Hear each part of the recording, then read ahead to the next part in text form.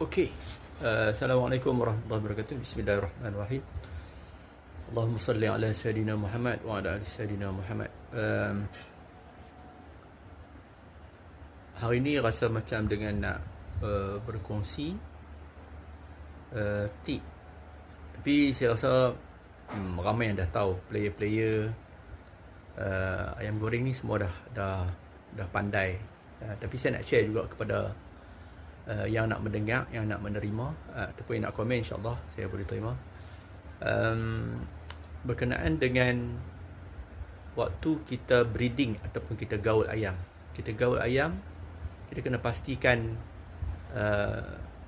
step yang terakhir itu selepas kita gaul ayam tu dalam tepung, kita nak angkat, masukkan dalam minyak. Kita kena pastikan lebihan tepung tu tak terlalu banyak dekat ayam. Kalau dalam saya bekerja dalam company dulu, company fried chicken, kita kena pastikan excess flour tu ada terlampau minimum, paling minimum ada di dekat apa nama ketulan ayam tu, supaya minyak kita tak cepat rosak. Itu yang sebenarnya kita kena pastikan. Excess tepung yang melekat di ayam tu, ni terutamanya ayam crispy lah, ayam crispy. Kalau ayam original sama juga, tapi dia sekali breeding. Kalau ayam spicy yang crispy tu, kita double breeded ataupun 2 kali kita breeding, kita gaul ayam.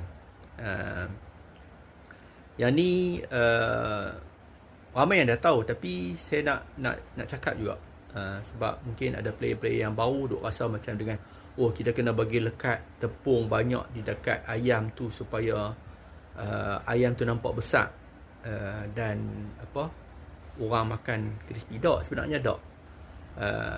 Kalau sebenarnya tepung yang untuk ayam crispy ni, di tepung tu tak rasa sangat dia punya perasa tu, tak ada.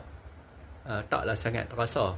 Yang rasa ada di dalam bahagian ayam, di dalam ketulan ayam tu yang rasanya lebih ketara di daging, di dalam daging, bukan di kulit ataupun di bahagian tepung. Yang tu kena faham. InsyaAllah saya akan share.